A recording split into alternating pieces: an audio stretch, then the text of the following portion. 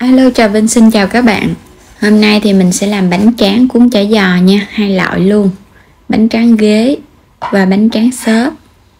Thì mình cuộn vô chả giò nó có cái độ giòn rất là ngon và dễ làm, thì mời các bạn vào bếp để thực hiện và cũng như là đăng ký kênh để nhận các video mỗi ngày nha. Rồi trước hết thì mình chuẩn bị 230g bột mì đa dụng, 20g bột năng, 150ml nước nóng, dầu ăn, chút xíu muối. Bột mì thì mình sẽ lường bằng cái muỗng vậy nè. Mỗi một muỗng vậy là 10g. Nếu các bạn không có cân thì lường bằng muỗng. 2 muỗng canh bột năng hay là bột mì tinh. Muối mình cho vô chút xíu thôi ha. Đừng có cho nhiều quá, cái vỏ bánh nó bị mặn. Rồi cho vào đây 1 muỗng canh dầu ăn. Trộn đều lên. Và cái lượng nước thì mình sẽ cho vô từ từ. Vừa cho thì các bạn vừa trộn. Thì mình cho nước nóng để cho bột nó nhanh nở. Trộn cho nó thật là đều lên thì nước nó sẽ vừa luôn á. Rồi bây giờ các bạn sẽ nhồi bột nha. Mình trộn xong thì mình thấy bột nó phủ đều với nước thì nhồi cho nó mịn. Phần bột mình nhồi cũng nhanh á, nhồi một chút là nó mịn nè. Rồi bây giờ nó mịn rồi nè. Các bạn sẽ đậy kín lại và mình sẽ phủ cái màng bột vậy nè. Hoặc là mình để trong cái thau mình đậy luôn để 15 phút nha. Tiếp theo mình làm bánh tráng ghế, mình dùng 200g bột gạo, 30g bột năng, 20g bột mì đa dụng, dầu ăn và muối. Cho hết bột mì đa dụng vô, bột năng vô. Bột gạo thì có cái loại to thì mình dùng, không có thì dùng loại mịn, chút xíu muối và 2 muỗng canh dầu ăn. Rồi trộn đều lên. 200ml nước nóng thì các bạn cũng dùng nước nóng khoảng 70 đến 80 độ. Trộn bột. Nước mà các bạn nấu sôi lên á, cái mình cho ra cái ca cho nó bay hơi bớt một chút thì mình dùng được à. Trộn cho bột đều lên thì bột vẫn còn ấm á, các bạn sẽ nhồi luôn. Mình nhồi vậy chứ cho bột nó mịn nhanh hơn. Đây phần bột mình đã nhồi cho nó dẻo mịn lại vậy nè. Mình nhồi vậy là giúp cho cái bánh nó ngon hơn á. Rồi bây giờ cái phần nước còn lại các bạn cho vô hết luôn. Thì cái lượng nước này thì mình thấy cái bột nó vừa á. Nhồi cho nó lỏng ra. Rồi bây giờ vậy là được rồi nè. Cái dòng chảy nó hơi loãng loãng chứ nó đừng có quá lỏng mà cũng không có đặc quá ha. Thì mình dùng cái tay mình thấy nó chảy vậy là được. Rồi đậy lại mình cũng để cho nó nở 15 phút. Quay qua đây thì mình rắc một ít bột khô. Rồi các bạn sẽ lấy cái cục bột hồi nãy mà mình làm trước nè. Mình lấy ra, phủ thêm bột áo để chống dính và nhồi sơ lại để cho bột nó mịn hơn. Rồi mình sẽ chia ra làm 2 phần. Các bạn đậy kín cái phần kia lại, rồi còn một phần này thì mình chia ra. Mỗi một cái bánh mình làm nhỏ nhỏ thôi. Chia đều xong rồi do cho nó hơi tròn tròn lại. Rồi các bạn sẽ cán luôn nha. Mình cán cho nó hơi dẹp ra. Rồi để qua một bên. Cán tiếp những cái viên bột còn lại.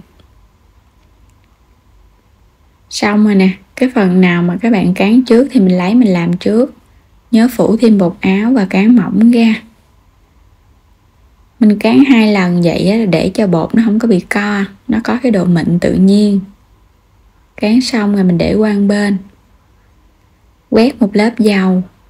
Các bạn sẽ xấp lên á. Cái miếng thứ hai nè. Mình xấp lên cái miếng đầu tiên. Rồi quét tiếp một lớp dầu nữa. Tương tự thì mình xấp lên tiếp. Các bạn nhớ cán cho nó hơi đều nhau nha.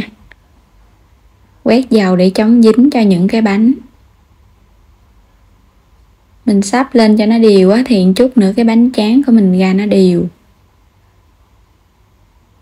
Mình làm chia ra làm hai phần á.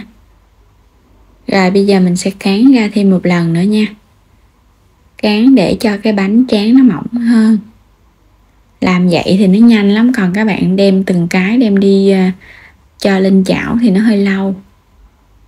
Làm vậy xong cái mình cho lên chảo luôn. Và để lửa thiệt là nhỏ nha. Vừa nóng thì các bạn chở bề nó liền. Và mình cũng để lửa thiệt là nhỏ và đậy nắp lại cho nó có hơi nóng. Tương tự thì cái phần này mình cũng cán cho nó hơi dẹp gan chút xíu, trong khi chờ cái phần kia nó chín. Quay trở lại, các bạn thấy nó lên hơi nhiều quá là mình chở bề nó được rồi. Đậy lại.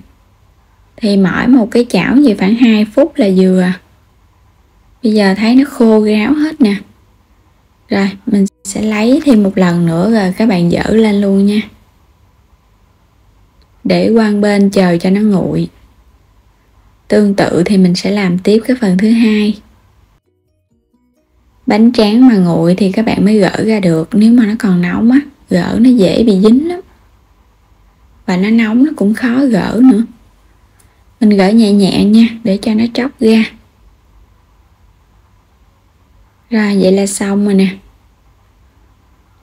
Gỡ xong rồi thì mình xếp trở lại. Và gỡ từ từ cho đến hết phần bánh tráng. Xong rồi thì mình để qua bên luôn. Quay trở lại cái thau bột bánh ghế nè. Mình để nãy giờ chắc cũng nửa tiếng. Bây giờ các bạn sẽ khuấy đều lên. Thì mình thấy phần bột nãy giờ nó hơi đặc á, mình cho thêm khoảng 2 muỗng canh nước nữa. Và khuấy đều lên. Rồi bây giờ bắt đầu đi tráng bánh.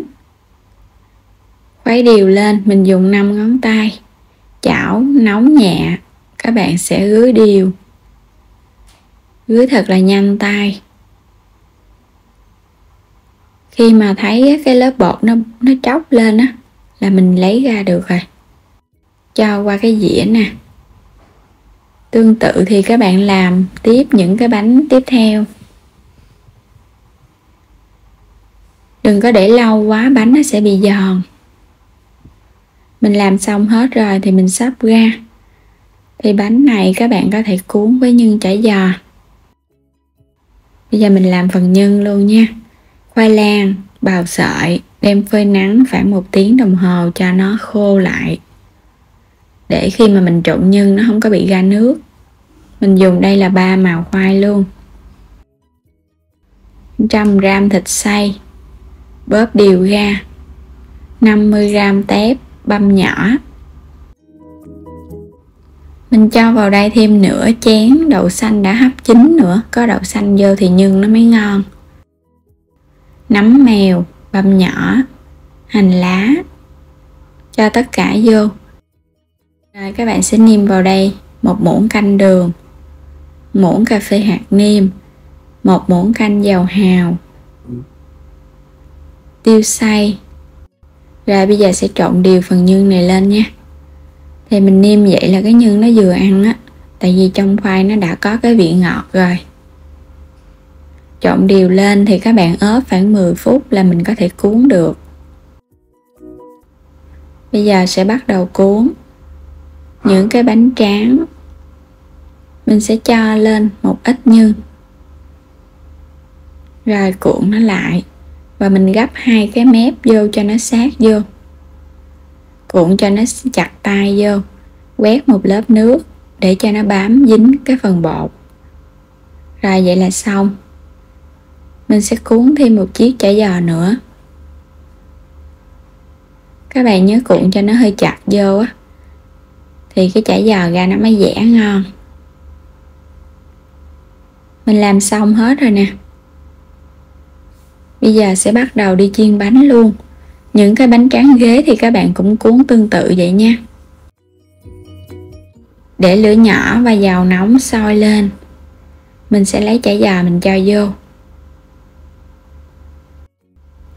Chiên chả giò thì các bạn nhớ để lửa thiệt là nhỏ. Để cho phần nhân nó chín ở bên trong và bên ngoài nó giòn được lâu. Mình sẽ chiên lần lượt. Chiên từ từ vậy đó cho nó chín đều. Các bạn đừng có chiên mà lửa ác quá, thì bên ngoài á, nó chín nhưng mà bên trong phần nhân nó chưa có chín. Chiên đến khi nào nó vàng đều. Thì phần bột mà các bạn thấy á, nó vàng đều bên ngoài vậy á, là bên trong nó chín rồi. Và nó giòn ngon nữa. Mình vớt lên cho nó ráo dầu. Chiên xong hết rồi thì chất qua cái dĩa luôn. Và các bạn có thể cuộn những cái bánh tráng ghế giống vậy, rồi mình cũng chiên tương tự luôn. Mình làm xong hết rồi nè. Thì mình chỉ có chiên một dĩa chả giò này thôi. Chả giò với bánh tráng xốp, ăn cùng với nước chấm chua ngọt và một ít rau thơm. Các bạn thấy chiếc chả giò không? Nó giòn rụm luôn, giòn rất là nhiều so với các bạn mua cái bánh tráng mà bánh tráng cuốn đậu xanh á. Mình thấy cái bánh tráng cuốn đậu xanh nó không có giòn nhiều. Cái này thì có thể chấm với nước mắm chua ngọt nè, hoặc là tương ớt cũng ngon. Rất là giòn luôn. Phần nhân thì đậm đà nè. Ăn vô cái khoai lang nó ngọt.